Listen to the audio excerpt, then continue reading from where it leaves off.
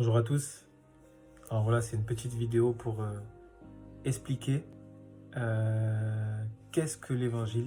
Voilà, le thème de la vidéo, c'est l'évangile.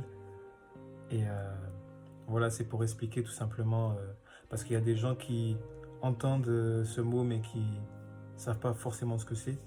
Et nous, en tant que chrétiens, on s'efforce à dire que l'évangile sauve. Vraiment, c'est ce qui sauve. Donc c'est pour permettre aux gens qui entendent et qui ne savent pas en profondeur ce que c'est, de comprendre et d'avoir une idée, tout simplement. Donc l'évangile, c'est un mot qui vient du grec, ça signifie bonne nouvelle. Et cette bonne nouvelle, elle est pour tout le monde sans exception. Et malheureusement, cette bonne nouvelle, elle est liée à une mauvaise nouvelle qui nous concerne tous, qui est la réalité de notre monde. Donc pour expliquer, je vais en venir après à la bonne nouvelle, mais d'abord il faut parler de la mauvaise nouvelle qui nous concerne tous. Donc la mauvaise nouvelle, qu'est-ce que c'est? La mauvaise nouvelle, c'est que on est tous pécheurs. Voilà, il n'y a pas un homme qui a marché sur terre qui n'a pas péché. La Bible le dit dans Romains, tous ont péché et sont privés de la gloire de Dieu. Et bon, j'ai coupé volontairement la suite parce qu'il y a une suite au verset. Mais la suite, c'est pour la bonne nouvelle et pour l'instant, on est sur la mauvaise nouvelle, donc on y viendra après. Mais voilà, tous ont péché et sont privés de la gloire de Dieu, la Bible le dit. On est tous pécheurs. Donc vous allez me dire, d'accord, péché, c'est quoi? Déjà, est-ce que Dieu existe, etc. Si vous doutez de son existence, je vais expliquer clairement que on a tous, si vous réfléchissez bien, il y a des évidences qui montrent que Dieu existe. Et si vous êtes honnête avec vous-même, bien sûr, il y a des évidences qui montrent que Dieu existe. Et on va les aborder, on va essayer de voir clairement, donc si Dieu existe, Dieu met des règles, et ces règles, si on ne les respecte pas, pécher, tout simplement, ça signifie désobéir à Dieu. C'est être en rébellion contre Dieu, ne pas faire ce que Dieu dit. Donc, on va arriver au fait que Dieu existe et que derrière, si Dieu existe, il met des règles, on doit les respecter. Si on ne les respecte pas, on est considéré comme pécheur, tout simplement. Ah, donc oui, Dieu existe, Dieu existe. Dieu existe, et tout simplement parce que c'est le seul légitime de pouvoir définir le bien et le mal. Chacun en lui sait qu'il y a des choses qui sont fondamentalement bonnes et fondamentalement mauvaises. Dieu a mis ça en chacun de nous. On sait tous qu'il y a des choses qui sont bonnes à faire, des choses qui sont mauvaises à faire. On a tous une conscience. Par exemple, je vais prendre un exemple. Si je fais un sondage maintenant et que je dis est-ce que tabasser un enfant c'est bien? Je vais avoir 100% des réponses, 99% des réponses. Les gens vont me dire non, c'est pas bien. Donc on a tous une conscience qui nous a été donnée et qui nous donne cette notion de bien et de mal. S'il y a la notion de bien et de mal, Dieu existe. Et je vais vous expliquer pourquoi. Donc si Dieu n'existe pas, le bien et le mal n'existent pas. Tout est subjectif. Il n'y a rien qui est objectif. Il n'y a pas de standard. Tout est subjectif. Ça veut dire, toi tu vas dire, oui, c'est logique, tabasser un enfant, c'est mal. Tout le monde le sait. Ben non, si quelqu'un vient et te dit, non, moi je pense que tabasser un enfant c'est bien, c'est son opinion, et toi tu n'as aucun standard pour dire non, c'est mal. T'as aucun, si Dieu n'existe pas, bien sûr, tu n'as aucun moyen de dire non, c'est mal. La personne va te dire non, moi je te dis que c'est bien, tu vas dire non, c'est mal. Il va te dire c'est mon opinion, c'est ton opinion aussi. Tu n'as aucun moyen de réfuter cette personne. Et donc voilà, c'est pour dire vraiment que si les hommes sont au contrôle de définir ce qui est bien et ce qui est mal, eh ben on peut pas, en fait, tout est subjectif et il n'y a pas de morale objective. Or, chacun de nous, on sait qu'il y a des choses qui sont... Tout le monde sait que tabasser un enfant, c'est mal. Cet exemple, c'est pour montrer vraiment qu'il y a un standard derrière. Il y a un être qui a fixé un standard. Ce standard, il ne vient pas de nulle part. Et ce n'est pas les hommes qui l'ont fixé, c'est Dieu, tout simplement. Mais certains vont me dire, justement, non. C'est pas Dieu qui a fixé les standards, justement, on fait avec la majorité. Il y a des gens qui vont raisonner, vont me dire, tout le monde sait que tabasser un enfant, c'est mal. Donc c'est comme ça qu'on sait que c'est mal. Mais même comme ça, c'est pas possible. Je vais expliquer pourquoi, parce qu'on a des exemples. On a tous une connaissance de l'histoire de l'humanité. On a eu, par exemple, je prends l'exemple tout simple de l'esclavage. L'esclavage, il y a eu de l'esclavage pendant tant et tant d'années. à l'époque, c'était considéré comme normal.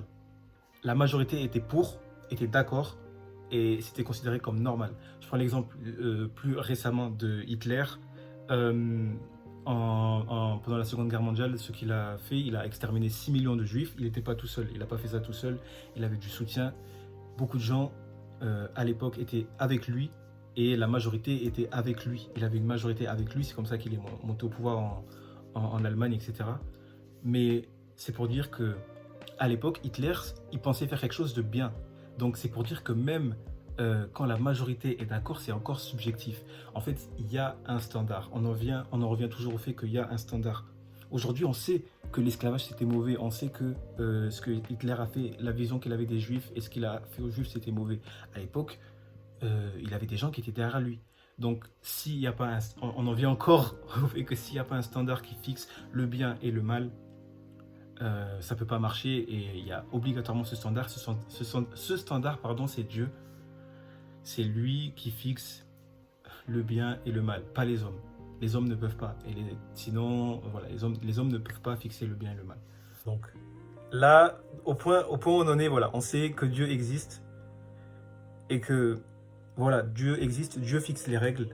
Nous avons désobéi aux règles, donc nous sommes considérés comme pécheurs. Tout simplement. Pourquoi nous sommes considérés comme pécheurs et pourquoi nous avons péché, d'où vient le péché. Si vous voulez savoir, vous pouvez lire dans la Bible l'histoire d'Adam et Ève. Je pense que tout le monde, il y a beaucoup de gens qui connaissent, la plupart des gens connaissent l'histoire. C'est une histoire qui a vraiment eu lieu. Elle est dans la Bible, dans Genèse chapitre 3.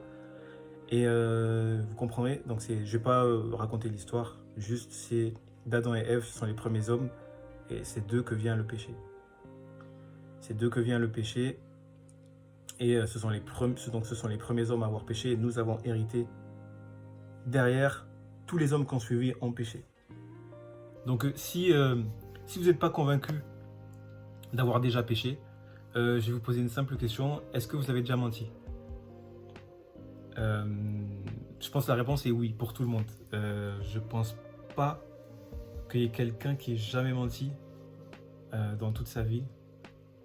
Je pense pas que ce soit possible. Honnêtement, je pense pas. Donc voilà, oui pour tout le monde. T'as menti, mentir est un péché. T'as péché, t'es considéré comme pécheur. Et considéré comme pécheur, donc la Bible, voilà, je vais vous parler d'un verset de la Bible dans l'Épître aux Romains qui dit: le salaire du péché est la mort. Il y a une suite au verset, mais pour l'instant, je reste ici. Le salaire du péché est la mort. Donc, vous allez me dire, qu'est-ce qui fait que... Pourquoi ? Parce que j'ai peut-être menti. Mais qu'est-ce qui fait que mentir doit me condamner à aller brûler en enfer, par exemple ?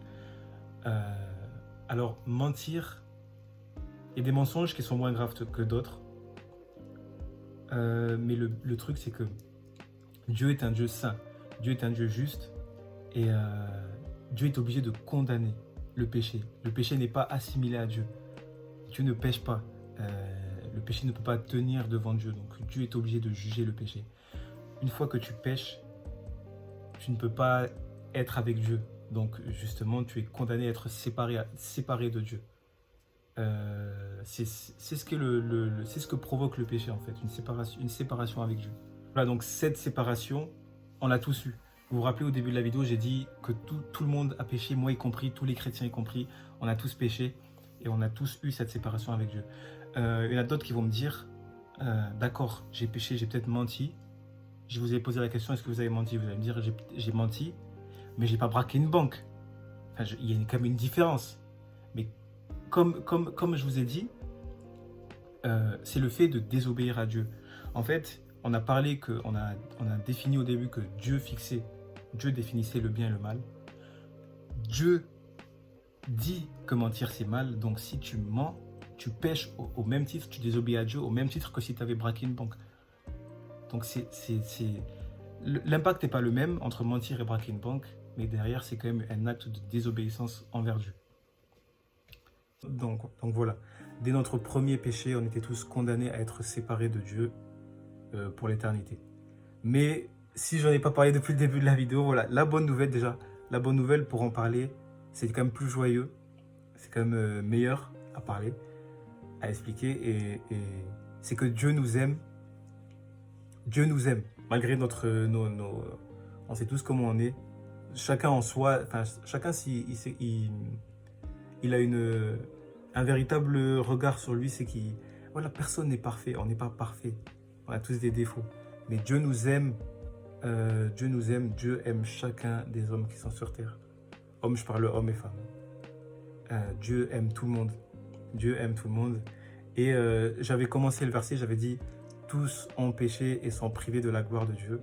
La suite du verset, c'est « mais sont gratuitement justifiés par sa grâce et au moyen de la rédemption qui est en Jésus-Christ. » Et c'est là qu'est la bonne nouvelle, c'est que Dieu, non seulement il nous aime, mais il a donné un moyen à tout le monde, tous les hommes qui sont pécheurs, d'être sauvés, d'être avec lui, malgré leurs fautes. Et ce moyen, il n'est pas dans des œuvres. C'est-à-dire que Dieu ne va pas te demander de, bon ben, tu vas devoir faire ci, tu vas devoir faire ça tous les jours, tu vas devoir faire ça, ça et ça. Non, il t'a donné un moyen. Et le moyen, c'est de croire en son Fils. Il y a un verset de la Bible qui est connu, il y a beaucoup de gens qui le connaissent, qui s'appelle Jean 3,16. Le verset, c'est Jean 3,16, qui dit « Car Dieu a tant aimé le monde qu'il a donné son Fils unique, afin que quiconque croit en lui ne périsse point, mais qu'il ait la vie éternelle. » Dieu a envoyé son Fils, Jésus-Christ. Tout le monde connaît Jésus-Christ. Le calendrier, on parle aujourd'hui d'années après JC. En fait, Jésus-Christ est l'une des personnes pour lesquelles on a le plus d'évidence qu'il a existé. Et donc voilà, Jésus-Christ est le Fils de Dieu. Et il faut savoir que lui, quand il est venu sur terre, il n'a pas péché. Il n'a jamais péché. Il n'a jamais péché et il a été crucifié injustement par les hommes afin de prendre le châtiment que nous, pécheurs, ont mérité. Donc ça a été substitué. Il a souffert et il est mort à notre place. Donc aujourd'hui, le moyen qu'on a, nous, de ne pas être considérés comme pécheurs devant Dieu, c'est de croire. Il dit c'est de croire. C'est pas les œuvres, c'est croire en Jésus-Christ. C'est-à-dire que, si vous voulez, en fait, il y a le christianisme, il y a d'autres religions, ils vont dire, vous allez devoir faire ça, ça, ça, ça et ça pour être sauvé. Et encore, vous n'avez pas la garantie d'être sauvé. Dieu te dit que si tu crois en son Fils, dès le moment où tu crois en son Fils, tu es sauvé. Ça veut dire que tu vis ta vie en sachant que tu seras avec Dieu pour l'éternité. Tu vis ta vie en sachant que tu es sauvé. Il te donne l'assurance au moment où tu crois, si tu as la véritable foi. Il y a un verset dans Romains 9,10 qui dit si tu crois, si tu confesses de ta bouche le Seigneur Jésus et si tu crois dans ton cœur que Dieu l'a ressuscité des morts, tu seras sauvé. Donc c'est ça le christianisme. Le christianisme, c'est vraiment suivre Jésus, avoir une confiance en lui, croire en lui. Et c'est ça la bonne nouvelle, c'est que Dieu nous a aimés, il ne nous a pas laissés dans nos péchés, il nous a donné. C'est vraiment magnifique. Il a donné un moyen à nous. On sait tous, en fait, on a tous cette connaissance en nous qu'on est pécheur. Parfois on se trompe, parfois on commet on fait des choses qu'on regrette.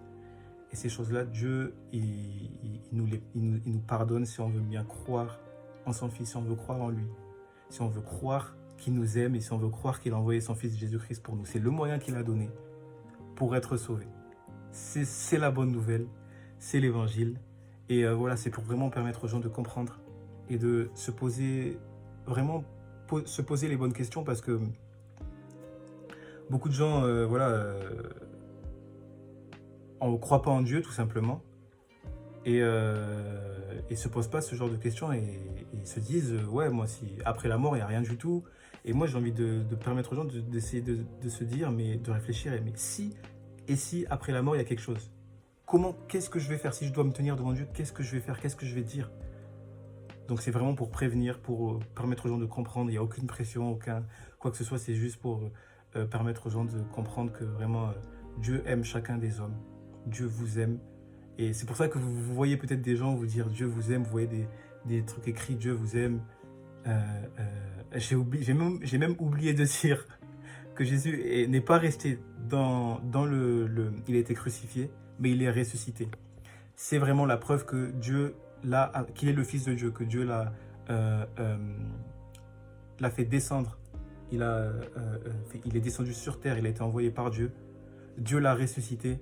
Et parce qu'il est ressuscité, aujourd'hui, il est en haut et il reviendra chercher ceux qui ont cru en lui, tout simplement.